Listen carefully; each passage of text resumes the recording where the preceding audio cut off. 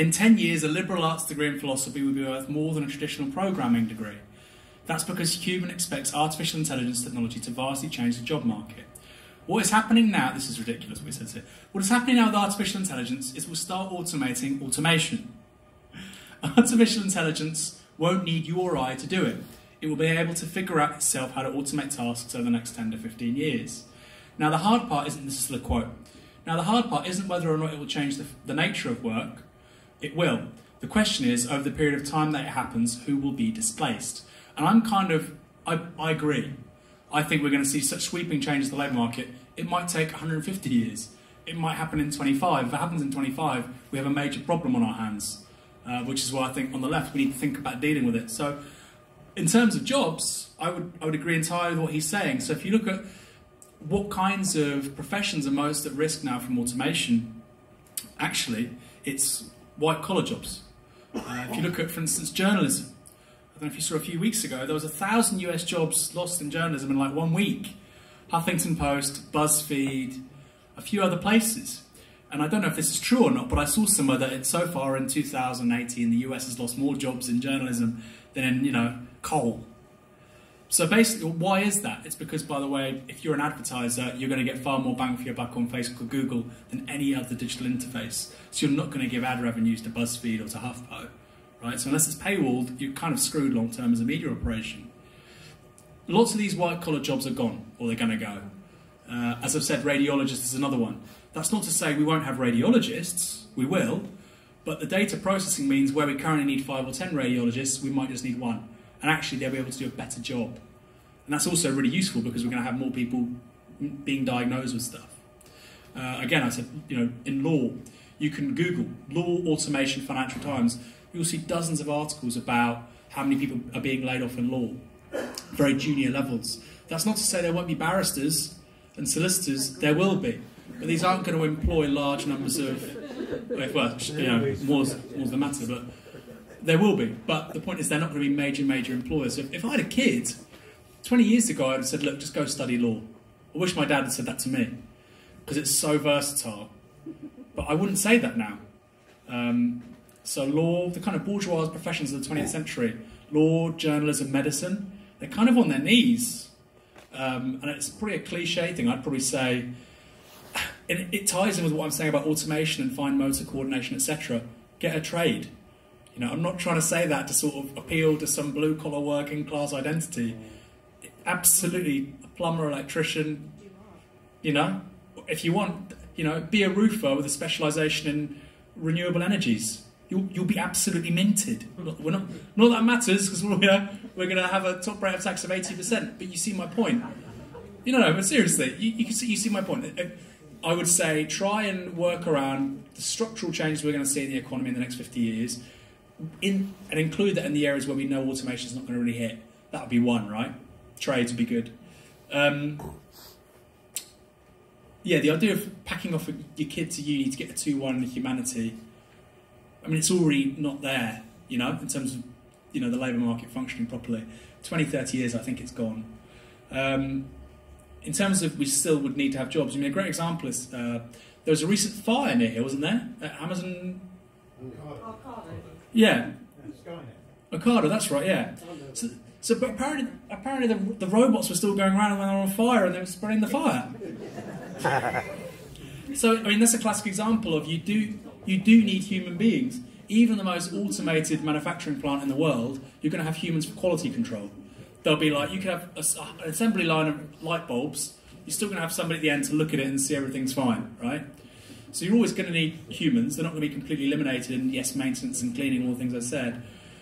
But primarily, they're not going to be employing millions of people, right? The biggest employers in the United States in 1950 were General Electric, General Motors, Ford, you know? And who are they today? Good question. US Postal Service. Today it's going to be Walmart, Amazon, right? The point is all those jobs can be automated too. And I don't think we should be scared of that. I don't think, no, look, we should let these Amazon workers, they need those jobs. We shouldn't say that because they're tough jobs. We say, no, they should have far more money and they should have a 30-hour week. There's a far more humane way of dealing with it. That's fundamentally what I'm trying to pivot to when I talk about automation and the changing job market. The thing about care, yeah, entirely. We really, really need to unionise care workers very effectively. And then UBI versus UBS. So for people who aren't acquainted with this binary, UBI is universal basic income. It's like a wage without working for it. Sounds good. Like a student loan or pocket money or whatever. You're not doing anything, you're just getting it every week. And then UBS is universal basic services. So like the NHS, it's a universal healthcare system, right? So what's the difference? UBI would be very expensive. I'm opposed to UBI and I'm for UBS. Who was the young lady that asked this question? Yeah. Awesome. Because an effective UBI is impossibly expensive and an affordable UBI is completely useless. So Compass did some research on this where basically everybody in the country gets about £300 a week, maybe a month. That's a big difference. No, it's £300, £350 a month. And what did it do to child poverty, pension and poverty, etc.? That's a lot of money. And this would be 100 billion plus, I think. It's a lot of money, NHS-style money, if not more. And it barely moved the dial on pensioner poverty. It barely moved the dial on child poverty. You think, well, for 100 billion plus, you could scrap fees, you could have free bus services across the whole country, you can build enough social housing for everybody, you could do a hell of a lot for 100 billion, you know? So I'm not a fan of UBI, no. And I think the framing for UBS, and I would have transport, education, health, housing and information as public goods. And these should be freely available to everybody as human rights. And I like to think of this, and if you're trying to appeal to a liberal, you say, look, I agree with you. When I start saying that, I'm like, how do you agree with him? I agree with you. Each person is uniquely placed to determine how they live. We agree. What we disagree about is the means. Do you think that's going to happen under market capitalism? You think the person who's born into poverty has the same opportunity to be who they want to be as the person who's the child of billionaires? Really? Or who has a disability? Compared to somebody who's able-bodied? No, of course not. So the point is we need to create a social settlement where everybody has access to the resources to live the life they want to live, which requires socialism, liberal ends and socialist means. And for me, UBS does that, right? It's saying these resources have to be available to everyone as human rights so we can be free. And often the sort of 20th century idea of socialism was it was about tyranny and being top down and all that stuff. No, it's about freedom. It's about how do we create the lives we want to live? We're only alive once. And the idea that that's shaped by something like having to work 60 hours a week in a call centre, I mean, at a metaphysical level, it's very tragic. I'm not saying people that do it don't have great lives, but it's like saying somebody that works in the workhouse or something. That didn't have to happen. There could have been an alternative. The society could have been created in a different way. So that's it. And there's a line from FDR in 1944, and it's the gender line, because it's from the 1940s. He says, "Necessitous men are not free men," which is to say, when you're dependent on something, you aren't free. And I think without UBS in these areas, we aren't free. So yeah, UBS over UBI every day of the week. Yeah.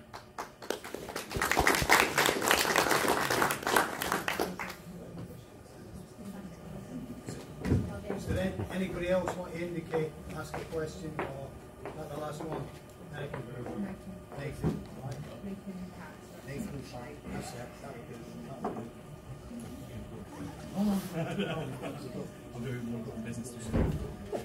Thanks, Chair. Aaron, thank you very much for coming. I think you're very inspiring, and your things on automation. For myself, in the next 10 years' time, you're saying about self-driverless cars and all that.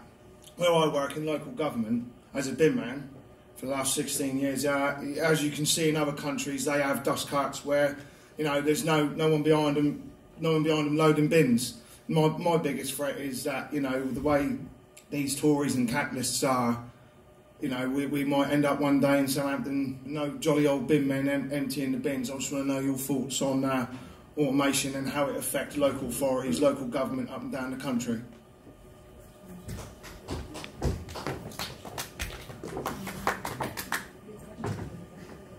My question is about ageing society's work and retirement. When I was at school in the 1970s, I was told that we were heading for long periods of leisure and a 25-hour week would be normal, and I could expect to retire at 60, if not earlier. well, I'm doing 40 hours a week, and it's going to be closer to 70 when I retire. That's fine, I can cope with it because of the work I do. But colleagues in the building industry, plumbers, chippies, scaffolders, they can't work until they're nearly 70. They physically can't do it. So with our ageing society, where we're going to be having to work longer, is there going to have to be a differentiation between who works longer depending on the type of work they do?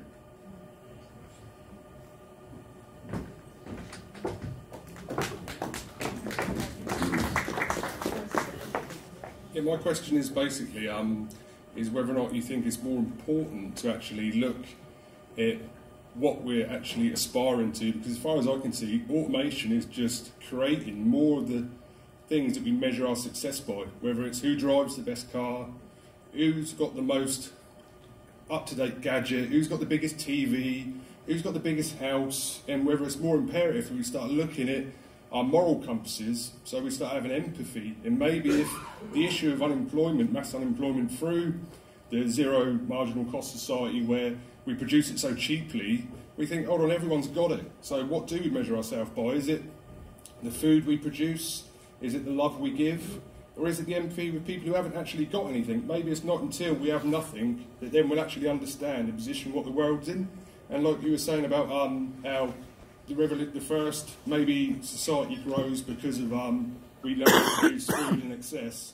Maybe that's what we should be looking at, because I'd like to know if you ever think we'll truly ever be able to automate our true utilities, you know, energy, in food, in water, which is going to be the pressures of global warming. Like we say, the bubble's already here, it's expanding, so we really need to push in ways of adapting so we will have enough water to go round, we will have enough food to go round, because maybe we might be unemployed, but with producing our own food, we don't have to work at a job, like you say, which doesn't give us happiness, just to buy stuff for necessity. If we produce our own things, we can then have more time to think and have more empathy, and then maybe we'll have a more sustainable world and globe, you know, worrying about the inner into ourselves, what we have. So yeah, just thanks.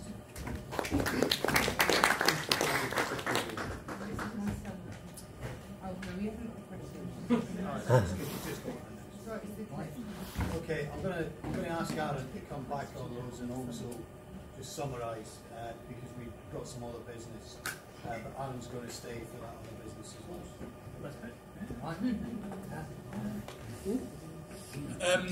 So the refuse collection, I think we should have a national bin service. I think it would be. Forget if you believe. I actually do believe in it. My recycling wasn't picked up today. Disaster. I think we should have a national, and for two reasons. So firstly, it fits in with that whole idea, as I've said. This is the kind of work which won't be automated, hopefully. Where's the chap who asked that? Yeah, because I was saying about the fine motor coordination, etc. But given we're meant to be basically trying to build a circular economy, high levels of recycling, etc., reuse, it makes sense. If we're really serious about sustainable credentials, we need a national bin service. And I think that should be a big thing. It's like local buses, right? You actually talk, or parking.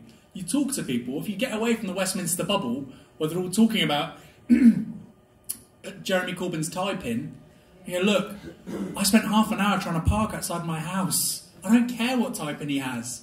You know, and I think the bin collection is exactly that. It sounds kind of silly, but the politics, that kind of stuff, is the bread and anybody in local politics knows this, obviously. But I think at the national level, we need to offer visions about precisely that kind of stuff. And there was a study very recently. Basically, we know, with a few exceptions, the more, NEF did this report, the more socially useful a job is, the less it is paid.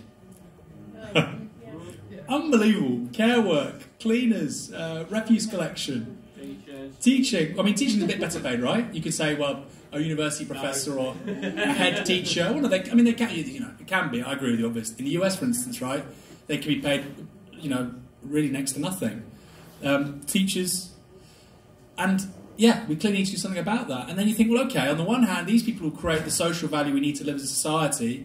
On the other hand, how different would society be if we didn't have foreign exchange markets, foreign capital exchange markets, trading, you know, euro bonds into? And of course, the establishment will say, no, the roof, the ceiling would, you know, fall in on us.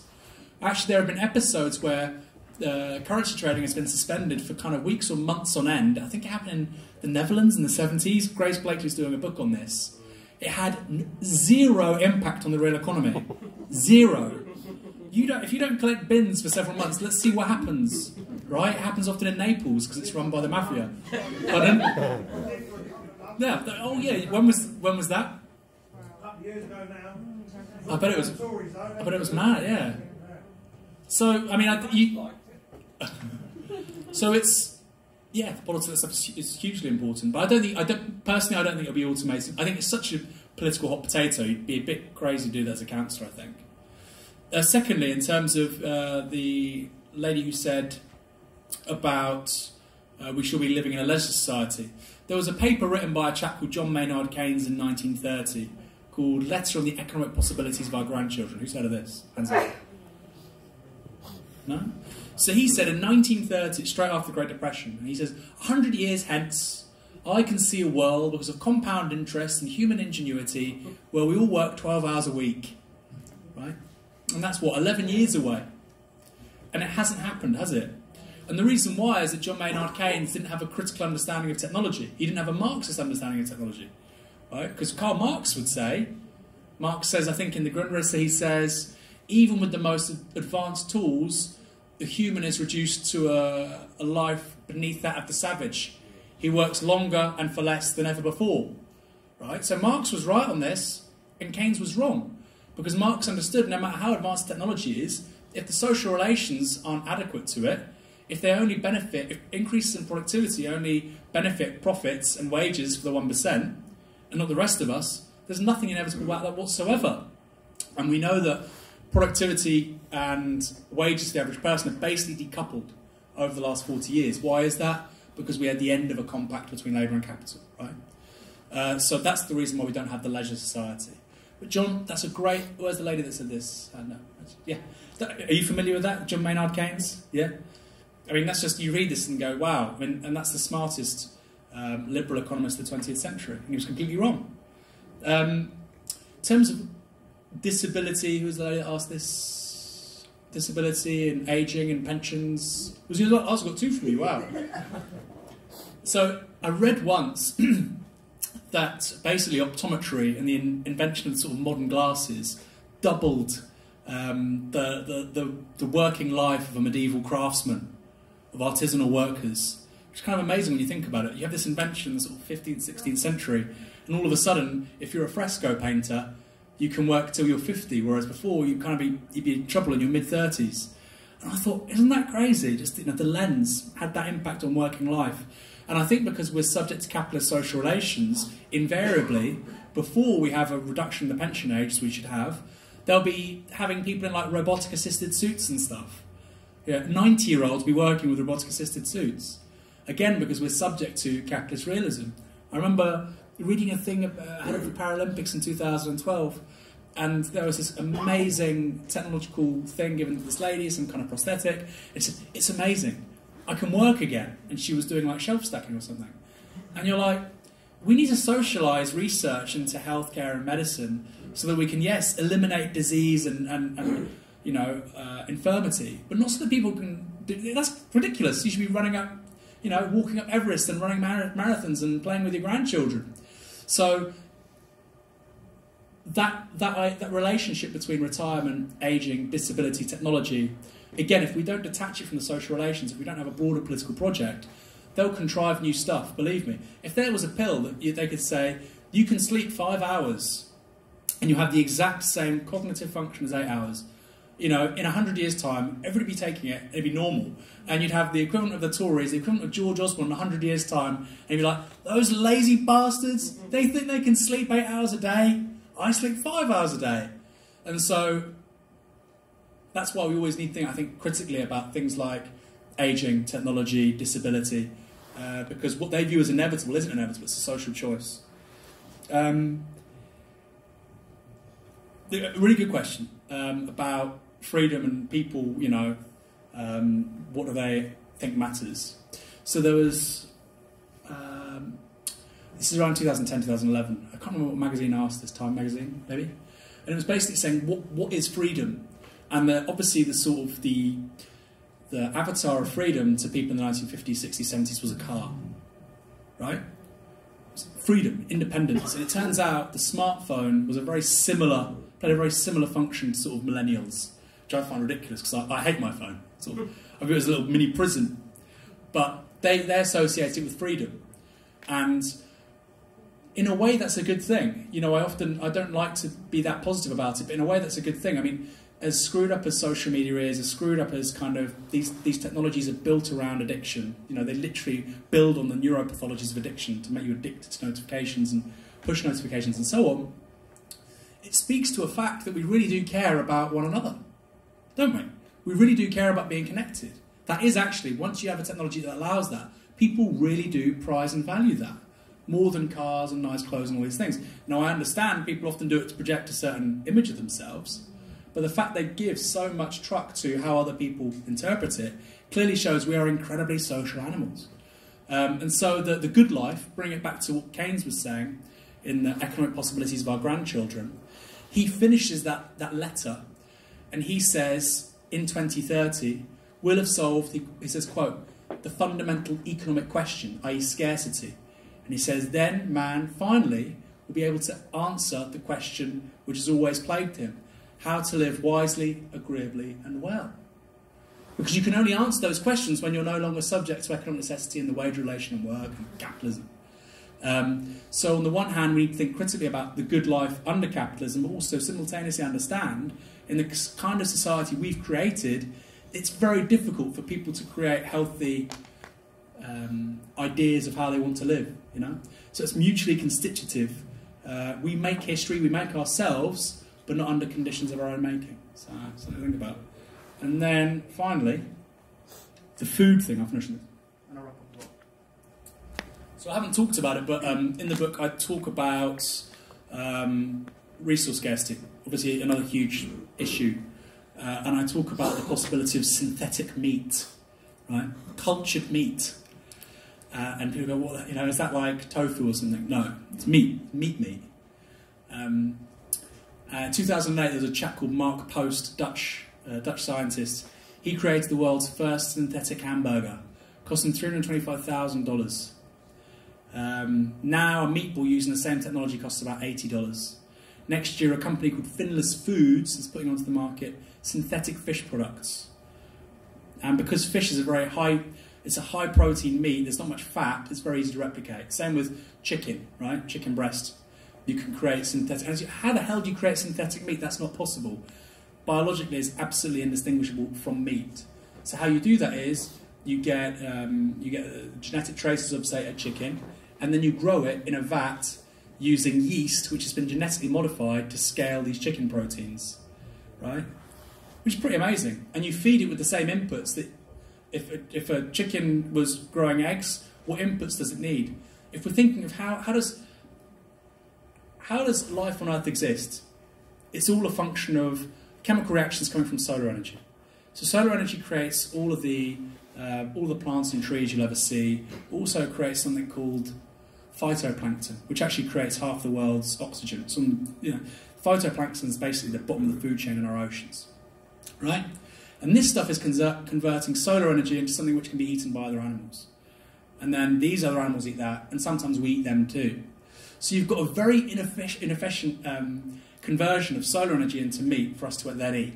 So if you think about it like this, if the whole world had the same diet as the average American, we have basically a biocapacity of about 2.5 billion people. If each person was eating around 3,200 calories a day, lots of meat, right? If the average person had the same diet as the average person in India, we can have about 10 billion people. Simply because high meat, high protein diets are very energy inefficient. Well, why is that? Because if you're converting solar to grass, to something else, to a cow, a heifer, and then you kill the heifer, you're only going to use half the hanging weight of the heifer. You're not eating the bones, you're not eating the hair, the skin, the teeth, the consciousness, the moving around. That was all energy that was wasted. If you're looking at it purely as a way of minimising energy inefficiency. So that move to synthetic meat is going to be incredibly energy efficient. And if you look at what it would mean for land use, and agricultural land use is one of the major reasons we are getting rid of lots of forest, particularly in Latin America. If you look at water consumption, most fresh water is used in agriculture. It's not used for us, it's used for the animals we're eating. Massively falls. And if you look at CO2 emissions, most methane emissions right now are coming from cows' arses.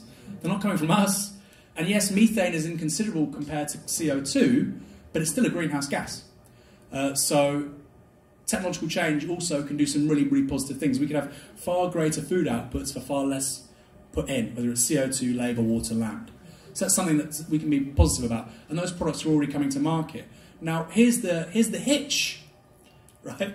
Here's the hitch, because the yeasts which are being genetically engineered, these are subject to patent. And these are treated similarly to pharmaceutical drugs, right? So where we have the possibility of abundance, market rationality imposes scarcity. Why? The profit motive. So that's something else we have to think about. The same in regards to gene editing, medical change. I won't go into that. So there's a lot more to be excited about. It's not just green energy, it's also food, it's healthcare. Lots of big, big changes.